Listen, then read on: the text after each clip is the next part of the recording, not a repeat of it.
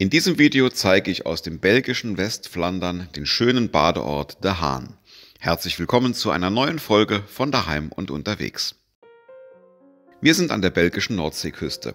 Hier sehen wir die langgezogene Promenade von De Haan, einem Ort von etwa 5000 Einwohnern. Der Ort weist einen durchgehenden Sandstrand auf und liegt ungefähr in der Mitte der belgischen Küstenlinie, die sich von Frankreich bis zu den Niederlanden erstreckt.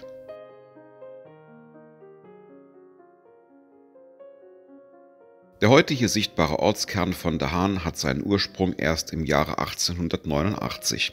Der damalige König von Belgien erteilte die Genehmigung zur Bebauung dieses Dünenabschnitts unter einer Reihe von Auflagen. Es durfte beispielsweise eine bestimmte Bauhöhe nicht überschritten werden und die Häuser mussten freistehend von Gärten umgeben sein. Noch heute kann man dies am Stadtbild erkennen, denn De Haan ist so ziemlich der einzige Ort an der belgischen Nordseeküste, der über keine Hochhäuser in Strandnähe verfügt.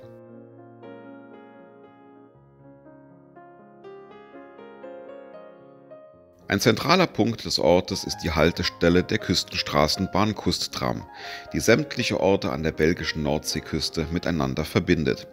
Sie wurde zu einem Katalysator in der Entwicklung der Region, denn schon kurz nach ihrer Eröffnung im 19. Jahrhundert wurde in der Nähe des Haltepunktes der Bahn ein erstes Hotel eröffnet.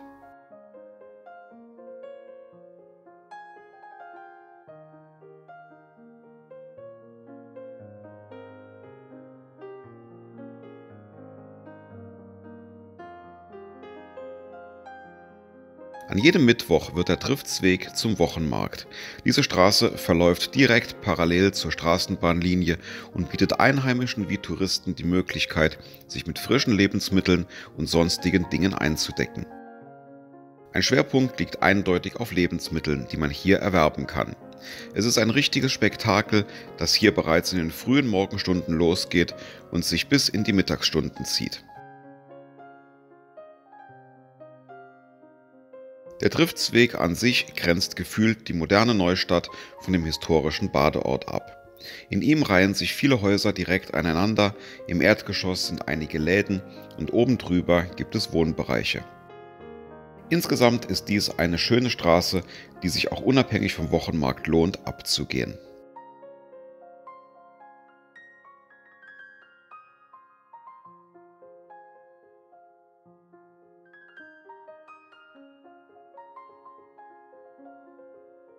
Dies ist die Haltestelle der Kustram im Zentrum von De Haan. Mit ihrer Streckenlänge von 67 Kilometern verbindet sie alle Orte der belgischen Küste und ist die längste Straßenbahnlinie der Welt. Die Strecke ist durchgehend zweigleisig ausgebaut und führt von De Panne an der französischen bis nach Knokke an der niederländischen Grenze. Will man die gesamte Strecke abfahren, braucht man dafür ungefähr 2,5 Stunden. Die Züge verkehren hier in der Regel im 10-Minuten-Takt. Wer ein Eisenbahnfan ist oder wer mit seinem Kind mit Vorliebe für Züge unterwegs ist, für den kann es schon mal passieren, dass man hier an diesem historischen Ort mehr Zeit verbringt als am Strand. Ein weiterer historischer Ort ist dieses Haus. Mit Blick auf den ersten Stock könnte man meinen, Albert Einstein würde hier noch leben. Tatsächlich lebte er hier von März bis September 1933. Unmittelbar nach der Machtergreifung des Hitlerregimes zog es den Nobelpreisträger aus seiner deutschen Heimat hierhin, ehe er weiter migrierte. Ihm zu Ehren ist auch im Stadtpark von De Haan eine Bank mit Albert Einstein aufgestellt. Wer möchte, kann sich neben ihn setzen und über Physik oder das Wetter philosophieren. Es macht Spaß, durch die Straßen von De Haan zu flanieren. Ich habe mich hier sehr wohl gefühlt und es war, trotz einer eindeutig touristischen Ausprägung, ein richtig entspannter und gemütlicher Ort, den ich kennenlernen durfte. Viele wunderschöne Häuser aus der Belle Époque stehen hier Seite an Seite und lassen einen von der guten alten Zeit träumen. Träumen kann man auch am Strand. Wie eingangs schon zu sehen, verfügt der Ort über einen durchgehenden Sandstrand. Hier unten gibt es auch einen eigenen Bereich als Spielplatz, im wahrsten Sinne des Wortes ein riesiger Sandkasten. Auch hier kann man sehr gut erkennen, dass Hochhäuser verboten sind und deswegen die Promenade ein harmonisches und geschmackvolles Bild ergibt.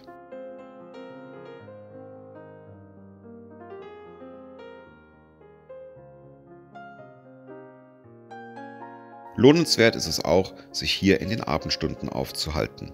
Die Küstenlinie verläuft in Richtung Westen, die Richtung, in der die Sonne abends untergeht. Wer die Zeit und die Muße hat, sich in dieser Zeit hier aufzuhalten, der wird vom Rauschen des Meeres, vom Gesang des Windes und von der Schönheit der roten Sonne begeistert sein.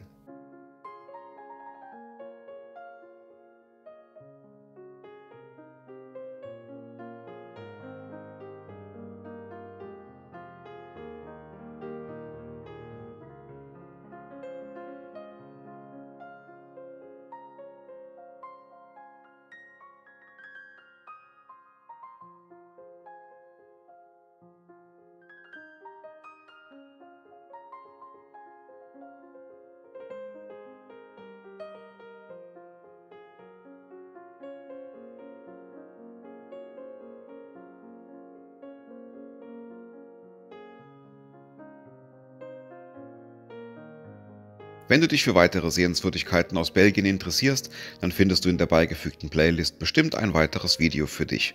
Und wenn du Videos vor allen anderen sehen willst, dann werde Kanalmitglied. Bis hierhin sage ich vielen Dank fürs Zuschauen und bis zum nächsten Mal.